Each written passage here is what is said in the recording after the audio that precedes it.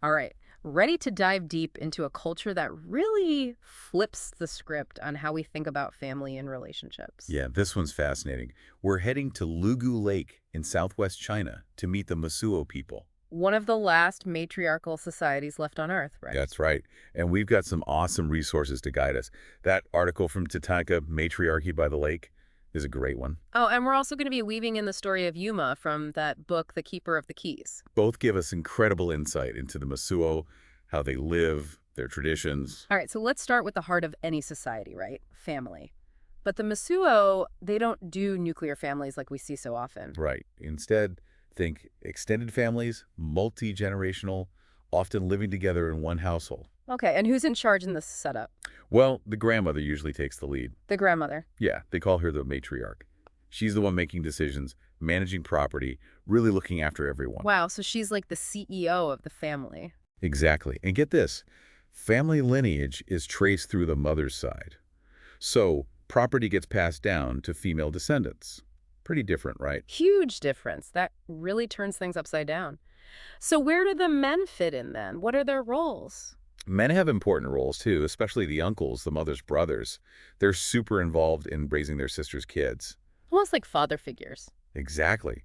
It shows how much they value shared responsibility. This brings us to something I find super interesting. The Mosuo's walking marriages. What's the deal with those? Ah, yes, they're Thais. It's like a whole different way of thinking about romantic relationships. Different how? Well, partners don't live together. They visit each other, maybe at night, but then they go back to their own families in the morning. So it's more about a conscious choice to be together based on affection. Exactly. And the cool thing is, these relationships can be short or long, and you can end them without a big formal process. Wow, that's a level of freedom you don't see too often. Do you think that makes for stronger relationships? Or maybe less pressure around commitment? That's the big question, isn't it? Anthropologists are all over that. Yeah. It's definitely fascinating. And think about the kids. They grow up mainly with their mom and uncles. Yeah, that's such a different support system than what a lot of us are used to. Multiple caregivers, a sense of belonging within this big extended family. And it challenges those assumptions we have, right? Yeah. About what a family should look like, who does what. Makes you think about the benefits of a more communal way of raising children. For sure. Now, let's zoom out a bit and look at gender roles more broadly.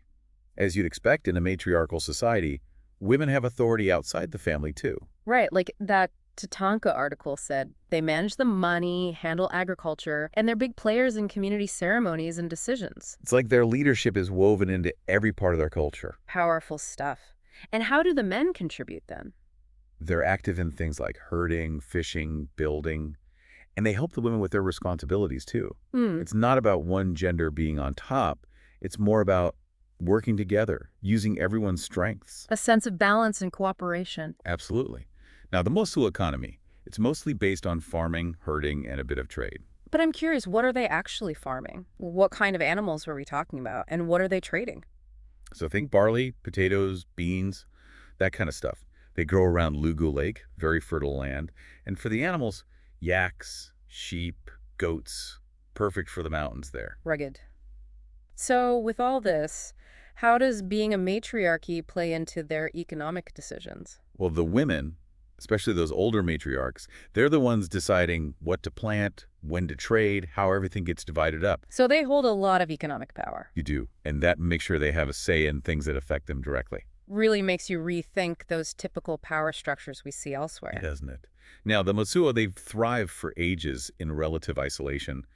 But of course, the modern world has its ways of creeping in. Yeah, that TATANKA article mentioned the pressures of modernization, especially with tourism on the rise. Right. Tourism has its good side, brings in money, exposes people to this amazing culture. But there's the flip side, too.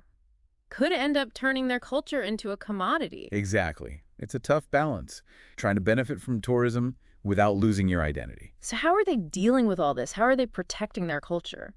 Luckily, there are folks actively working on it, documenting their history, their language, those unique traditions. They have festivals, education initiatives, trying to pass that knowledge down. Really taking charge. This reminds me of Yuma's story in The Keeper of the Keys. She's about to become a leader, too, right? Yeah, taking over from her grandmother, the keeper of the keys, big shoes to fill. And remember that part with the empty box? Oh, yeah. Her grandmother gives it to her, saying it holds the secret to their people's strength. What's Yeah. the deal with that empty box? That's where it gets really cool.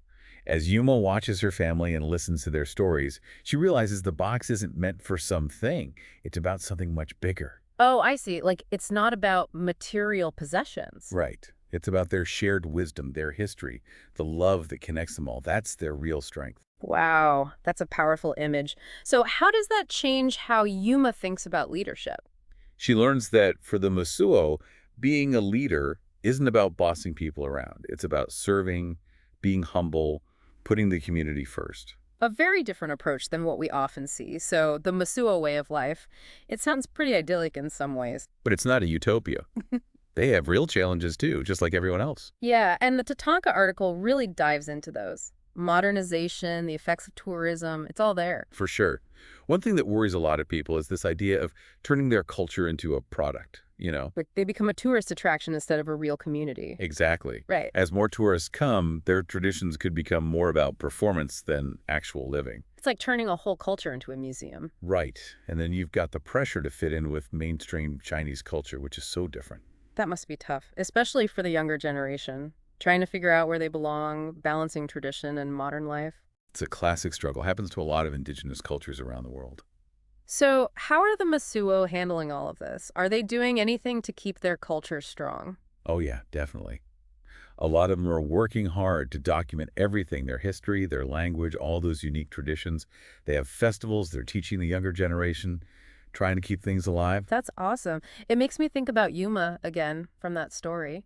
Her journey sort of mirrors what a lot of young Mosuo are going through, right? Totally. She's stuck between those old ways and the pull of the modern world. That feeling of wanting to honor your roots, but also find your own path in a world that's changing so fast. A dilemma we can all relate to in some way, I think. Absolutely. And what's great about her story is that she finds a way to embrace both. She keeps her Mosuo identity while still taking advantage of new opportunities. It's inspiring, really. It speaks to their resilience, their ability to adapt. For sure. Okay, so we've covered a lot. The Mosuo family structure, their relationships, how their economy works, their beliefs. What do you think all this means for our listeners? What can we learn from the Mosuo? They really make you look at your own society differently. Challenge those ideas about family, about gender roles, about what it means to be successful. That emphasis on community, working together, having flexible relationships, it's all pretty thought-provoking. It is. I think one big takeaway is this idea of balance. Balancing personal freedom with responsibility to the community. Right, and finding balance between men and women, between old traditions and new ways of doing things. And don't forget the respect for nature. That's huge.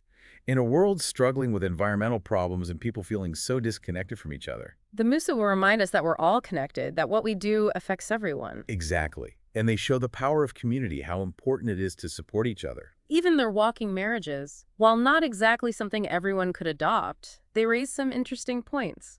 Yeah, like what does commitment really mean? Can relationships be more fluid?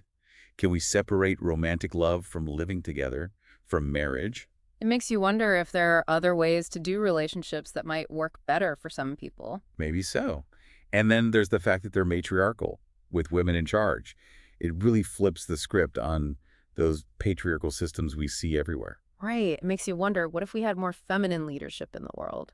More collaboration, empathy, that kind of stuff. Interesting question. Now, I'm sure some people listening are thinking, well, this is all well and good, but the Mosuo are unique. They live at a very particular place. How does this apply to me? And that's a fair point. We're not saying everyone should go live like the Mosuo. Right, but they do give us a model, a different way of seeing things, and that's valuable. It's about taking those core principles, the community focus, the respect for individuality within the group, that connection to nature, and figuring out how they might fit into our own lives. Exactly. So as we start wrapping things up, I want to leave everyone with one last thought. Something to really chew on. Think about this. How can we build stronger communities in our own lives? Yeah. How can we break down those rigid gender roles and make things more equal? And how can we learn from the Mosuo to live in a way that's better for the planet, better for each other? It's worth taking some time to think about all of this. It's eye-opening, right? Exploring a culture like this, it really makes you think. Like, wow, there are other ways of doing things, different ways of seeing the world. Totally. And what I love is that with the Musuo, it's not just talk. They live these values every day. Yeah, that's what's so cool. It's not some philosophy book. It's their reality. Exactly. Community, balance, respecting nature, it's all woven into their lives. That's what makes them so inspiring. It's not perfect, no place is, but it shows what's possible, right? Absolutely. They've figured out a way to really prioritize well-being for everyone, for the whole community. And they haven't lost sight of the individual in the process. It's pretty amazing. Yeah, finding that balance is key, isn't it? And in our world where everything's so connected, so fast-paced, I think these kinds of conversations are more important than ever. Absolutely. Learning from each other, questioning what we think we know. The Mosuo gives a fresh perspective. Like a new set of lenses to look through. Right. So as we wrap up our deep dive, we want to leave you with something to ponder. Keep those wheels turning. Think about what really resonated with you from the Mosuo. What did you learn? What can you take away from all this and maybe apply to your own life? Maybe even to the world around you. Because at the end of the day, we want these deep dives to be more than just information. We want them to spark something in you. To make you curious, to get those ideas flowing, to maybe even inspire you to make a difference. So keep questioning, keep exploring, and keep diving deep. That's it for this deep dive. See you next time.